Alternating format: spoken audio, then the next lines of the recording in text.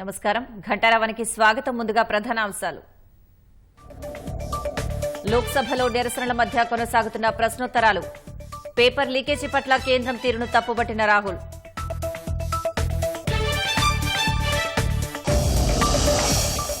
India కూటమిపై Amit Shah విమర్శల దాడి. ఓడినా అహంకారం తగ్గలేదన్న కేంద్ర హోంమంత్రి.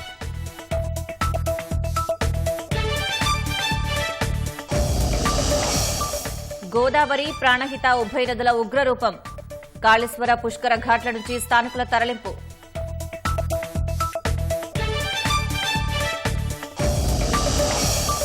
దేశీయ విదేశీ పూలకు అడ్డాగా గుడిమల్కాపూర్ మార్కెట్. వేలాది మందికి ఉపాధి, లక్షలాది రూపాయల వ్యాపారం.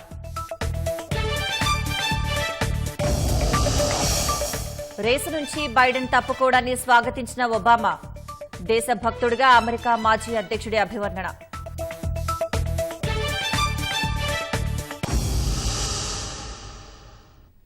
పార్లమెంటు ప్రవేశపెట్టబోయే బడ్జెట్ వచ్చే 5 ఏళ్లలో దేశానికి దిశానిర్దేశం చేస్తుందని ప్రధాని నరేంద్ర మోదీ అన్నారు.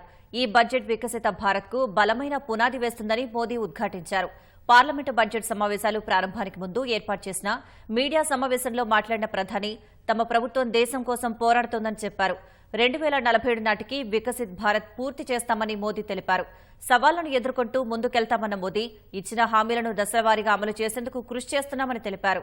5 ఏళ్లు ప్రగతి కోసం పోరాడాలని, తర్వాత వచ్చే ఎన్నికల గురించి ఆలోచించాలని అన్ని పార్టీలకు మోదీ పిలుపునిచ్చారు.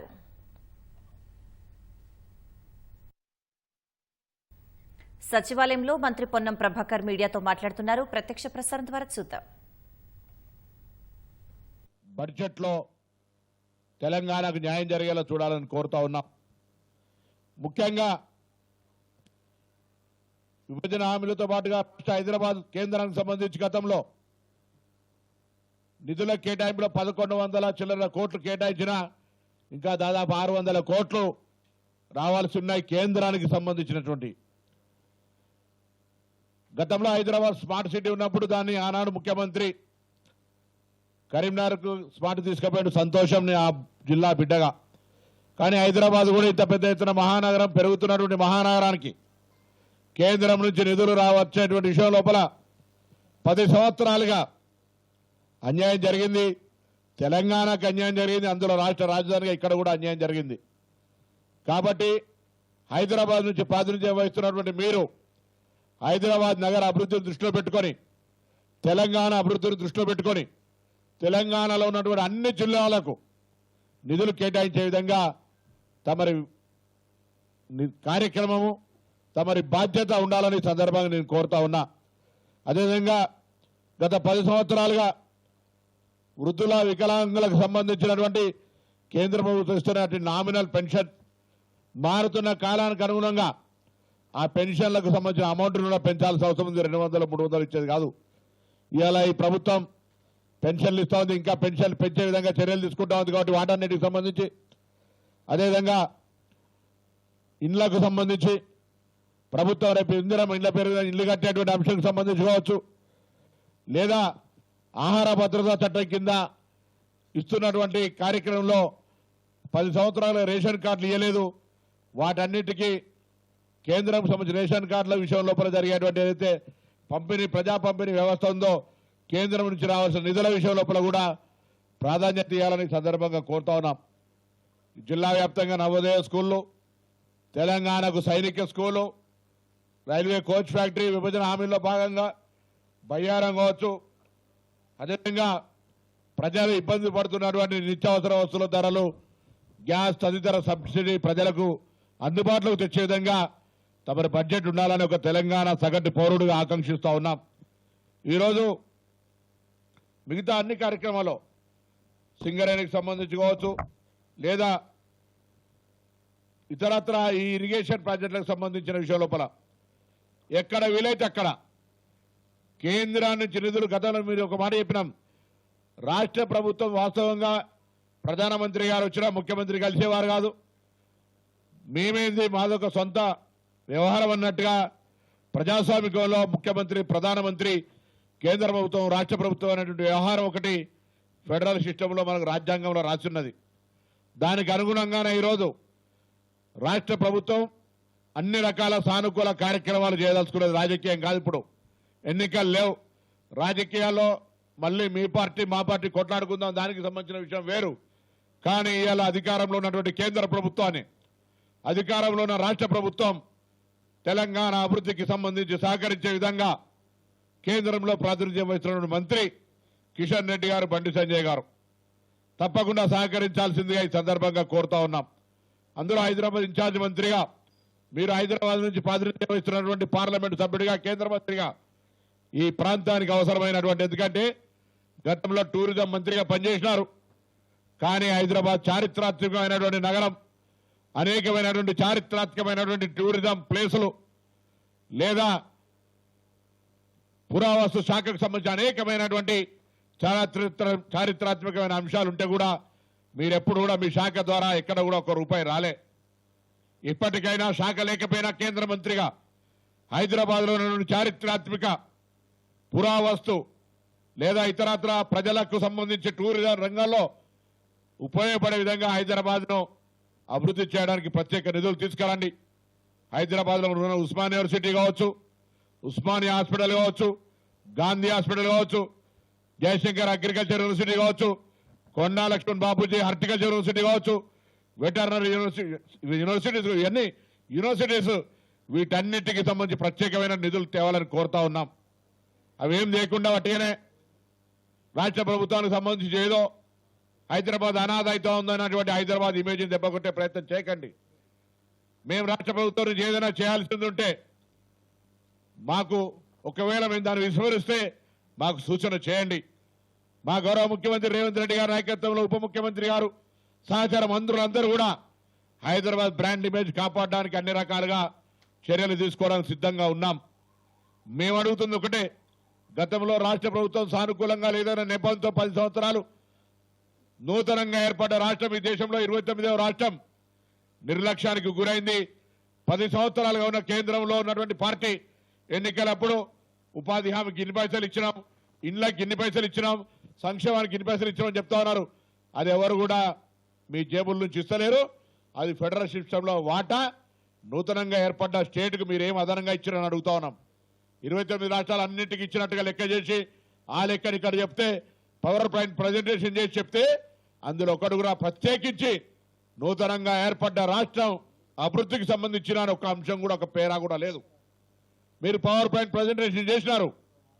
నేను ఒకటే ఇవాళ రాష్ట్ర ప్రభుత్వం తరఫున హైదరాబాద్ ఇన్ఛార్జ్ మంత్రిగా, ఈ రాష్ట్ర మంత్రిగా, తెలంగాణ ఉద్యమ బిడ్డగా తెలంగాణ ప్రయోజనాలు కాపాడడానికి పార్లమెంటు సాక్షిగా మీ యొక్క సమన్వయంతో 17 మంది లోక్సభ సభ్యులు, 8 మంది రాజ్యసభ్యులను సమన్వయంగా చేసుకొని పార్టీలకు అతీతంగా తెలంగాణ ప్రయోజనాలను కాపాడడానికి అవసరమైతే మా గౌరవ ముఖ్యమంత్రి గారు, మంత్రులతో సహా ఒక డెలిగేషన్ ప్రధానమంత్రి గారు కలిపియండి.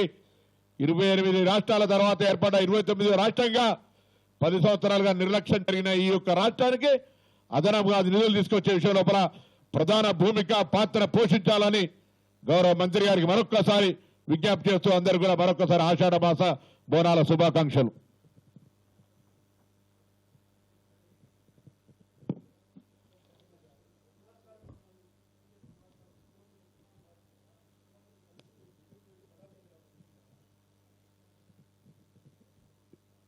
దానికి ఇరు రాష్ట్రాల మధ్య ఉన్నటువంటి సమస్యలు పరిష్కరించుకోవడానికి ఆ రోజు అధికారులతో కమిటీ, దాని తదుపరి ఏమైనా పరిష్కారం కాని అంశాలుంటే మంత్రులు, దాని తర్వాత కూడా పరిష్కారం కానటువంటి ముఖ్యమంత్రులతో మాట్లాడిన తర్వాత ఏదైనా అంశాలుంటే కేంద్రంతో సంప్రదించే ప్రయత్నం చేస్తాం.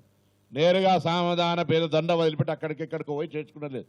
ఇరు రాష్ట్రాల ముఖ్యమంత్రులు పాజిటివ్ యాటిట్యూడ్ తోటి ఎక్కడైతే 2 రాష్ట్రాల మధ్యలో సమస్యలు పరిష్కరించవలసి ఉన్నాయో వాటన్నిటి ద్వారా 2 రాష్ట్రాలకు ప్రయోజనాలు కలిగే విధంగా నిర్ణయాలు తీసుకుంటాం. నేను అడుగుతా ఉంది, కేంద్ర బడ్జెట్ ఉంది, కేంద్రం నిధులు ఇవ్వాలి. గతంలో రాష్ట్ర ప్రభుత్వం నుంచి స్పందన లేదు, అడగలేదు అనేటువంటి ఒక వైఖరి కొనసాగింది. మేము ఆ వైఖరిని స్పష్టం చేసినాం. ప్రధానమంత్రి గారు వస్తే 3 సార్లు వస్తే వారికి స్వాగతంగా స్టాండ్ బై మినిస్టర్గా స్వాగతం చెప్పిన ముఖ్యమంత్రి గారు కూడా వచ్చినారు. సో మేమేమంటున్నాం, మేము వీఆర్ వెరీ పాజిటివ్ ఆన్ వే. గౌరవ ప్రధానమంత్రి గారి దగ్గర కేంద్రం నుంచి నిధులు తీసుకురావడానికి సంబంధించి రాజకీయ పోరాటం వేరు, ప్రభుత్వాల మధ్యలో సమన్వయం అభివృద్ధి వేరు. ఆ దిశలో ఈ రాష్ట్రం నుంచి ప్రాతినిధ్యం వహిస్తున్న మంత్రులు, పార్లమెంటు సభ్యులందరినీ, రాష్ట్రానికి సంబంధించి ప్రాతినిధ్యం వహిస్తున్న మా ముఖ్యమంత్రి నాయకత్వంలో కేబినెట్ తీసుకెళ్లి రాష్ట్ర ప్రయోజనాల కోసం కేంద్రం దగ్గర ఏ ఉత్తరాది రాష్ట్రాలైతే అది బ్లాక్ మెయిల్ అంటారా, బెదిరింపు అంటారా, ప్రేమపూర్వకంగా రాజకీయ ఒత్తిడి అంటారా, ఆ దిశలో తెలంగాణ ప్రయోజనాల కోసం ఇబ్బంది హామీలు కానీ ఇతరత్ర అభివృద్ధి కార్యక్రమాలు చేయాలని సందర్భంగా కోరుతూ 317 పోవాలి. అందరికీ నమస్కారం. మళ్ళీ ఎప్పుడైనా కలుద్దాం. రాష్ట్ర వ్యాప్తంగా ఎడతెరిపి లేకుండా కురుస్తున్న వర్షానికి ప్రాజెక్టులు జలకలను సంతరించుకున్నాయి. నిజామాబాద్ జిల్లా శ్రీరామ్ సాగర్ ప్రాజెక్టుకు వరద కొనసాగుతోంది. ప్రాజెక్టు పూర్తిస్థాయి నీటి నిల్వ సామర్థ్యం 80.5 టీఎంసీలు కాగా ప్రస్తుతం 20.518 టీఎంసీల నీటి నిల్వ ఉంది. వర్షాలు ఇలాగే కొనసాగితే ప్రాజెక్టు పూర్తిస్థాయి నీటి మట్టానికి చేరుకుంటుందని రైతులు ఆశాభావం వ్యక్తం చేస్తున్నారు. జగిత్యాల జిల్లా ధర్మపురి వద్ద గోదావరి జలకలను సంతరించుకుంది. కడెం జలాశయం 3 గేట్లను ఎత్తి 17,742 క్యూసెక్కుల నీటిని వదలడంతో గోదావరిలో నీటి మట్టం పెరుగుతోంది. ఎగువన కురుస్తున్న భారీ వర్షాలకు మేడిగడ్డ బ్యారేజీకి భారీగా వరద పెరుగుతోంది. బ్యారేజీలో 85 గేట్లు పూర్తి స్థాయిలో ఎత్తి ఉండడంతో 8,68,850 క్యూసెక్కుల నీటిని దిగువకు వదులుతున్నారు. అన్నారం బ్యారేజీకి 17,200 క్యూసెక్కుల ప్రవాహం వస్తుండటంతో 66 గేట్లు ఎత్తి అదే స్థాయిలో నీటిని విడుదల చేస్తున్నారు. కాళేశ్వరం వద్ద మొదటి ప్రమాద హెచ్చరిక జారీ చేసిన అధికారులు పుష్కర ఘాట్ల వద్ద చిరు వ్యాపారులు, దుకాణదారులు ప్రజలను ఖాళీ చేయించారు.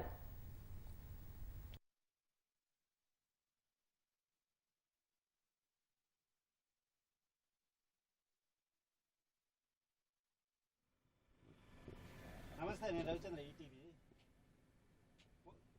పొద్దున్న వచ్చా కుర్రోడు.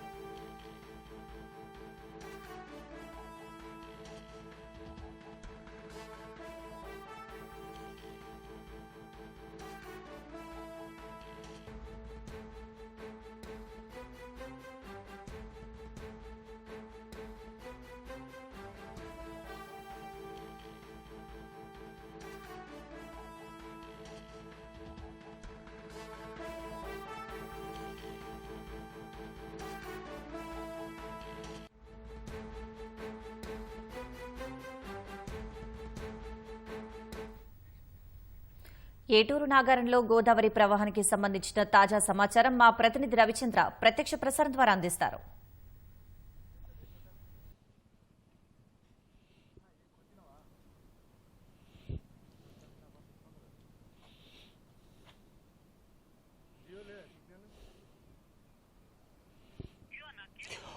ములుగు జిల్లాలో గోదావరి మహోగ్ర రూపం దాలుస్తుంది. అలాగే భూపాల్పల్లి జిల్లాలో కూడా గోదావరి మహోగ్ర రూపం దాలుస్తోంది. మొదటి ప్రమాదకర హెచ్చరిక స్థాయి దాటి ప్రవహిస్తుంది. ఎగువ ప్రాంతాల్లో కురుస్తున్నటువంటి వర్షాలు గోదావరి ఉధృతంగా కూడా ప్రవహిస్తోంది. ముఖ్యంగా చూసుకుంటే మనం ప్రస్తుతం ముళ్ళకంట వంతె దగ్గర ఉన్నాం. ఇక్కడ 77 మీటర్ల దాటి ప్రవహిస్తుంది. మొదటి ప్రమాదకర స్థాయి ఇది. మొదటి ప్రమాదకర స్థాయిని దాటి చాలా ఉధృతంగా ప్రవహిస్తోంది. అలాగే ఇక ములుగు జిల్లాలో అన్ని వాగులు కూడా వంకలు పొంగి ప్రవహిస్తున్నాయి. చెరువులు నిండి కుండలా తలపిస్తున్నాయి. మొత్తం అటవీ ప్రాంతాల్లో ఉన్నటువంటి గ్రామాలకు సంబంధాలు తెగిపోయాయి. దాదాపు 25 గ్రామాల దాకా రాకపోకలు నిలిచిపోయాయి. అలాగే పేరూరు వద్ద కూడా గోదావరి చాలా ఉధృతంగా ప్రవహిస్తోంది. ఇటు రహదారి మార్గంలో గోదావరి ప్రవహించే రహదారి మార్గంలో మొత్తం ఉన్నటువంటి అటవీ ప్రాంతాల్లో ఉన్నటువంటి గ్రామాలకు రాకపోకలు నిలిచిపోయాయి. అలాగే మరిమాగు వంతెనపై మీద మీద కూడా గోదావరి నీరు వచ్చి వరద నీరు వచ్చి చేరింది.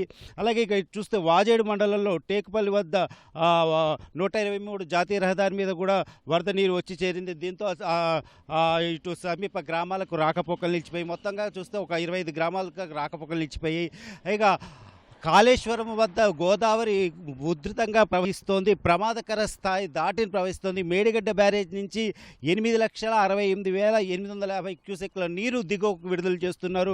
మొత్తం 85 గేట్లు దాకా అక్కడ ఎత్తివేశారు. అలాగే ఇక అన్నారం చూసుకుంటే 17,200 క్యూసెక్ల మేర వరద నీరు దిగువకు విడుదల చేస్తున్నారు.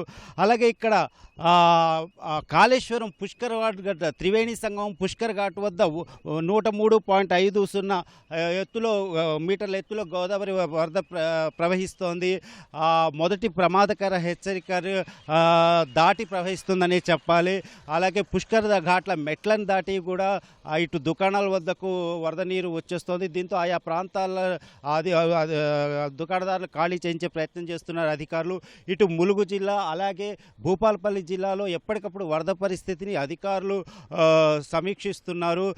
ఎలాంటి పరిస్థితినైనా ఎదుర్కొనేందుకు సిద్ధంగా ఉన్నామని చెప్తున్నారు.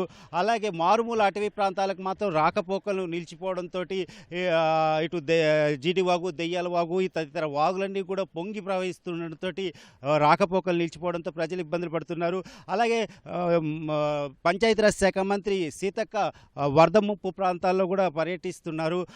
ఎప్పటికప్పుడు పరిస్థితిని సమీక్షిస్తున్నారు. అలాగే వచ్చే ఈ 2-3 రోజుల్లో కూడా భారీ వర్షాలు ఉండడంతో ఎలాంటి పరిస్థితినైనా ఎదుర్కొనేందుకు సిద్ధంగా ఉన్నామని చెప్పేసి మంత్రి సీతక్క తెలిపారు. అధికారులతో కూడా సమీక్షించారు. అలాగే ఏదైతే కట్టర్ తెగిపోయినటువంటి రహదారులను కూడా పరిశీలించారు. మేడారం దగ్గర అలాగే ఇటు ములుగు దగ్గర కూడా వరద నీరు వచ్చి చేరినటువంటి ప్రాంతాల్లో ఆమె పర్యటించారు. మొత్తానికైతే ఇంకో వర్షం మాత్రం మరో 2-3 రోజుల వరకు ఇదే పరిస్థితి ఉంది.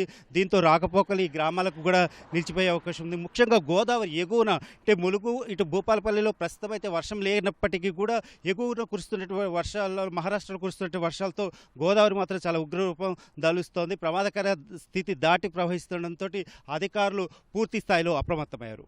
Over to studio. ధన్యవాదాలు రవిచంద్ర. భద్రాచలం వద్ద గోదావరి ఉగ్రరూపం దాల్చుతుంది. ఎగువ ప్రాంతాల నుంచి గోదావరికి వరద నీరు పోటెత్తుతోంది. ఉదయం 10 గంటలకు 47.40 అడుగులకు నీటిమట్టం చేరడంతో మొదటి ప్రమాద హెచ్చరిక జారీ చేశారు. నీటిమట్టం 48 అడుగులకు చేరితే రెండవ ప్రమాద హెచ్చరిక జారీ చేయనున్నారు. వారం రోజులుగా కురుస్తున్న భారీ వర్షానికి చెర్ల, దుమ్ముగూడెం మండలాల్లో వాగులు, వంకలు పొంగిపొర్లుతున్నాయి. రహదారిపైకి వరద నీరు చేరడంతో 4 గ్రామాలకు రాకపోకలు నిలిచిపోయాయి. గోదావరి వరద ప్రవాహం అంతకంతకు పెరుగుతుండటంతో అధికార యంత్రాంగం అప్రమత్తమైంది.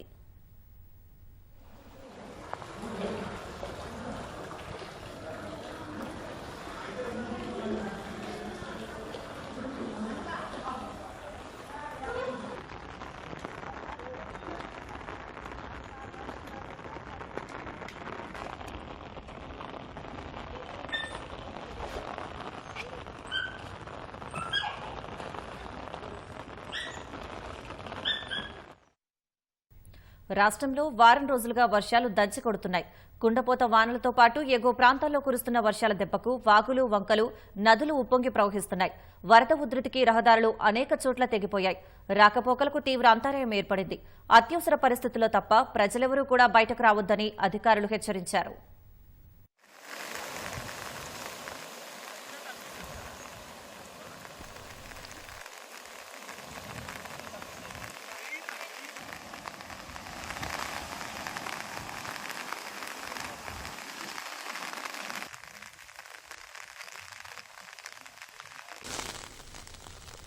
ఎడతెరిపి లేకుండా కురిసిన భారీ వర్షాలకు ఉమ్మడి వరంగల్ జిల్లాలో వాగులు, వంకలు పొంగిపొర్లుతున్నాయి. హనుమకొండ జిల్లా పరకాల చలివాగు మత్తడి ఉధృతంగా ప్రవహిస్తోంది. వరద ధాటికి చలివాగు బ్రిడ్జి పిల్లర్ వద్ద మట్టి కొట్టుకుపోయి పెద్ద గుంత ఏర్పడడంతో పోలీసులు ప్రమాద హెచ్చరిక బోర్డులను ఏర్పాటు చేశారు. సుల్తాన్పూర్, గోరుకొత్తపల్లి గ్రామాల మధ్యలో నిర్మాణ పనులు వర్షానికి కొట్టుకుపోయి పలు గ్రామాలకు రాకపోకలు అంతరాయంగా ఏర్పడింది. జయశంకర్ భూపాలపల్లి జిల్లాలోని మోరంజవాగు ఉధృతంగా ప్రవహిస్తుంది. పరివాహక ప్రాంతాల ప్రజలను సురక్షిత ప్రాంతాలకు తరలించి ఎలాంటి నష్టం వాటిల్లకుండా ముందస్తు చర్యలు చేపట్టాలని ఎమ్మెల్యే గండ్ర సత్యనారాయణ అధికారులకు ఆదేశించారు.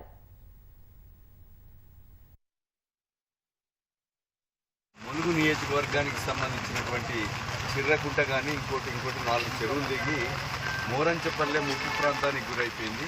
ఇప్పుడు అలాంటివి కాకుండా చర్యలు ఇరిగేషన్ అధికారులతో రెవెన్యూ అధికారులతో మరి కోఆర్డినేషన్ చేసి అలాంటి పునరావృతం కాకుండా చర్యలు చేపట్టాలని మనము అధికారులకు సూచించడం జరిగింది. అధికారులు కూడా అప్రమత్తంగా ఉండి ఎప్పటికప్పుడు అలాంటి జరగకుండా చూశారు. ఈ బ్రిడ్జి కింద చిన్న బ్రిడ్జ్ ఏదైతే ఉన్నదో వరద ఉధృతము స్పీడ్గా వెళ్ళిపోయే విధంగా దాన్ని క్లీన్ చేయడం జరిగింది.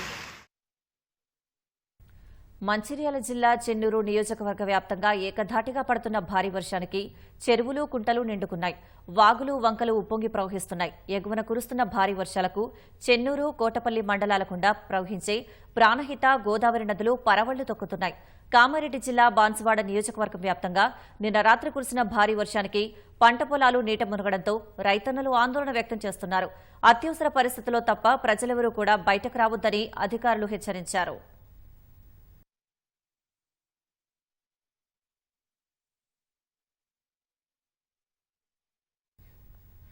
ఎగువన కురుస్తున్న భారీ వర్షాలతో కృష్ణమ్మ పరవళ్లు తొక్కుతోంది. కృష్ణానదిపై ఉన్న ప్రాజెక్టులు నిండుకుండలా దర్శనమిస్తున్నాయి. ఆల్మట్టి నారాయణపూర్ నుంచి జూరాల జలాశయంలోకి భారీగా వరద నీరు వచ్చి చేరుతోంది.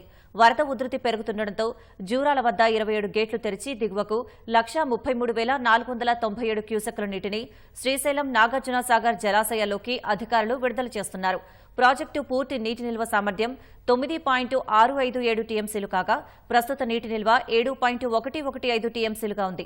దీంతో పరిసర ప్రాంతవాసులు అప్రమత్తంగా ఉండాలంటూ అధికారులు హెచ్చరికలు జారీ చేశారు.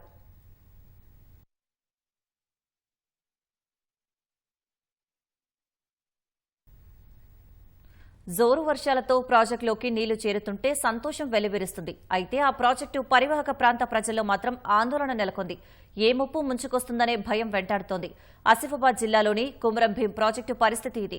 ఆనకట్ట కుంగిపోయి 2 ఏళ్లు గడిచినా మరమ్మతులు చేయక టార్పాలిన్లతో కాలం వెల్లదీస్తున్నారు. జనరేటర్లతో నిర్వహణను నెట్టుకొస్తున్న అధికారులు వరద పోటెత్తితే ఎలా బయటపడాలనే విషయాన్ని మాత్రం పట్టించుకోవడం లేదు. భద్రాద్రి కొత్తగూడెం జిల్లా అశ్వారావుపేట మండలంలో పెద్దవాగు ప్రాజెక్టు ఆనకట్టకు భారీ గడి.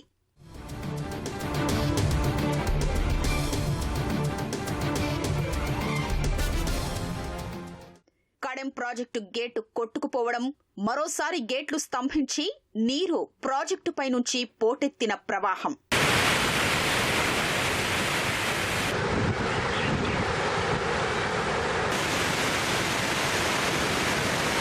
గతేడాది ములుగు జిల్లాలో గండిపడిన బూర్గుపేట చెరువు, సమీప గ్రామాల్ని ముంచెత్తిన వరద.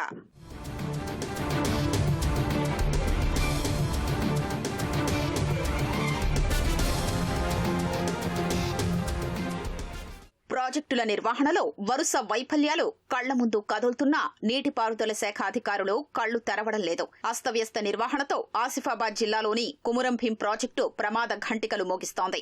ఆడ ఆనకట్ట కుంగి 2 ఏళ్లు గడుస్తున్నా ఇప్పటి వరకు అధికారులు ఆనకట్ట పటిష్టత, మట్టి నాణ్యత పరీక్షలకే పరిమితమయ్యారు. మరమ్మతుల జోలికి మాత్రం వెళ్లలేదు.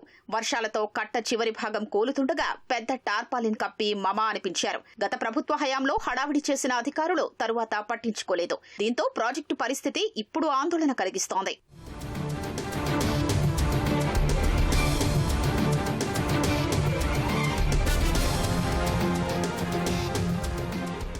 కుమురం భీం ప్రాజెక్టు పూర్తి నిల్వ సామర్థ్యం 10 టీఎంసీలు ఉంటే ఆనకట్ట మరమ్మతుల దృష్ట్యా 5 టీఎంసీలనే కొనసాగిస్తున్నారు. భారీగా వస్తున్న వరదను కిందికి వదులుతున్నారు. ఏడాది క్రితం బిల్లులు చెల్లించకపోవడంతో ప్రాజెక్టుకు 3 ఫేజ్ విద్యుత్ సరఫరా నిలిపేశారు. అప్పటి నుంచి జనరేటర్ల సహాయంతో నిర్వహణను కొనసాగిస్తున్నారు. భారీగా వరద వచ్చిన సమయంలో జనరేటర్ మొరాయిస్తే ఆనకట్టకే ప్రమాదం సంభవించే అవకాశం ఉంటుంది. అస్తవ్యస్తంగా మారిన కుమురం భీం ప్రాజెక్టు నిర్వహణతో పరివాహక గ్రామాల ప్రజలు బిక్కుబిక్కుమంటూ కాలం గడుపుతున్నారు. 3 సంవత్సరాల క్రితం కూడా ఆడా ప్రాజెక్ట్ సందర్శించినప్పుడు మొత్తం ట్రాక్లు వచ్చి కుంగిపోవడం జరిగింది. అది ఇంకా కుంగిపోవడంతో వీళ్ళు టార్పాలిన్స్ వేసి కొంత చిప్స్ వేసి నీళ్లు టోటల్ ఇవ్వకుండా చేయడంతో, రెండవది టోటల్ గేట్స్ ఓపెన్ చేసేసి క్రస్ట్ లెవెల్కే వాటర్ను వదిలిపెట్టడంతో ఇక్కడ ప్రమాదం జరగలేదు. కానీ ఒకవేళ వాటర్ ఆపినట్టయితే ఈ ప్రాజెక్ట్ ఇక్కడి నుంచి తెగిపోయే అవకాశం 100% ఉంది. దీని గురించి గత ప్రభుత్వాల దగ్గర కూడా మేము చాలాసార్లు మెమోరాండం ఇవ్వడం జరిగింది. ఒకసారి CM personal secretary Smita Sabharwal కూడా వచ్చి సంబంధిత ఈఎన్సీ కాంట్రాక్టరు వాళ్ళందరితో కూర్చొని మేము కూడా ఆ రోజు కలెక్టర్ గారి దగ్గర మేమందరం కూర్చొని డిస్కస్ చేసినప్పుడు ఆమె కూడా మంచి రివ్యూ మీటింగ్ తీసుకొని చేద్దామని ఒక ఆలోచనతో మాట్లాడింది. కానీ దానికి ఫండ్స్ ఇవ్వలేక ఈ ప్రాజెక్ట్ ఇట్లనే వదిలిపెట్టింది. దీన్ని పట్టించుకోకుండా ఒక ఎకరం కూడా ఆయకట్టు దాదాపు 8-10 సంవత్సరాల నుంచి ఒక ఆయకట్టు కూడా రావడం లేదు.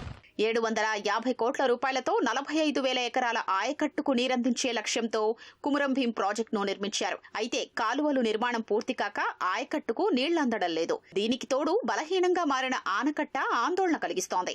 ఏదైనా ఉపద్రవం ముంచుకొస్తే తమ పరిస్థితి ఏమిటని పరివాహక గ్రామాల ప్రజలు అధికారుల్ని ప్రశ్నిస్తున్నారు. పండగైనా శుభకార్యమైనా వేడుకేదైనా అలంకరణకు పువ్వులు కావాలంటే హైదరాబాదీలకు గుర్తొచ్చేది గుడిమల్కాపూర్ పూల మార్కెట్. బంతి, చామంతి, కనకంబరాలు మొదలు మల్లెలు, గులాబీలు సహా రకరకాల విరులు ఇక్కడ లభిస్తాయి. నిత్యం వందలాది మంది అమ్మకందారులు, వేలాది మంది కొనుగోలుదారులతో గుడిమల్కాపూర్ పూల మార్కెట్లో లక్షలాది రూపాయల వ్యాపారం జరుగుతోంది. విరబూసిన విరులను చూస్తే మనసుకు ఎంతో హాయిగా అనిపిస్తుంది.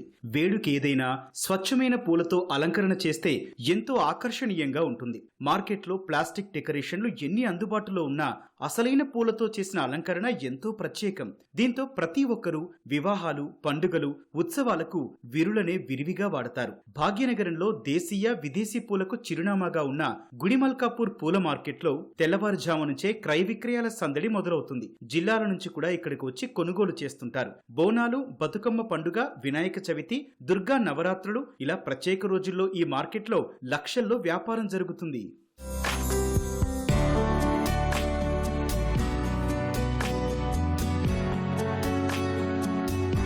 కనకాంబరాలు, మల్లెలు, గులాబీలు, కలువ, సంపెంగ, మొగలి, గన్నేరు వంటి పూలతో పాటు మారేడు, కృష్ణ తులసి, లక్ష్మీ తులసి దళాలు, తులసి మాలలు అమ్ముతారు. అలంకరణకు ఉపయోగించే gerbera, glads, song of India, jersey, lily వంటి విదేశీ జాతి పుష్పాలు థాయిలాండ్, సింగపూర్, బెంగళూరు నుంచి ఇక్కడికి దిగుమతవుతాయి. నాయకులకు, సినీ నటులకు వేసే గజమాలలు, భారీ పుదీనా ఆకుదండలు ఇక్కడే తయారు చేస్తారు.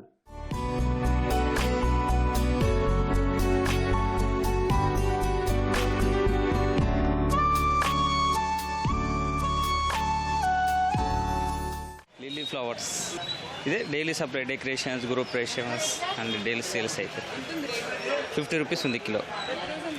ప్రతిరోజు అంటే లేదు, ఒక రోజు ఎక్కువ, రోజు తక్కువ, మార్కెట్ని బట్టి ఉంటుంది. సీజన్ పెరుగుతుంటుంది కాబట్టి సీజన్ని బట్టి, మార్కెట్ సీజన్ని బట్టి ఓ రోజు 50 ఉంటుంది, 80, 100 సీజన్ని బట్టి ఉంటుంది. ప్రతిరోజు ఇక్కడ వస్తాం. మేము టోలిచేకి అక్కింపేట నుంచి వచ్చి మేము ఎవ్రీ మంత్ వారం వస్తాం మేడం. అక్కడ దొరకాయి మేడం. రావాలంటే ఇక్కడనే రావాలి. దగ్గర ఎక్కువ వస్తాయి, తక్కువ ఉంటే 2 సార్లు వేసేస్తాను అనుకో ఫోటో, అలా అని వస్తాం మేడం. గుడిమల్కాపూర్ పూల మార్కెట్ సుమారు 11 ఎకరాల్లో విస్తరించింది. ఇక్కడ 115 మంది కమిషన్ ఏజెంట్ల కోసం శాశ్వత దుకాణాలు ఏర్పాటు చేశారు. 84 మందికి అద్దె దుకాణాలున్నాయి. ఈ మార్కెట్ పై ఆధారపడి ప్రత్యక్షంగా, పరోక్షంగా దాదాపు 8,000 మంది జీవిస్తున్నారు. ప్రతిరోజు సుమారు 5,000 మంది ఇక్కడ పూలు కొనుగోలుకొస్తారు. పండుగ, పర్వదినాల్లో సుమారు 20,000 మంది వరకు వస్తుంటారని వ్యాపారులు చెబుతున్నారు.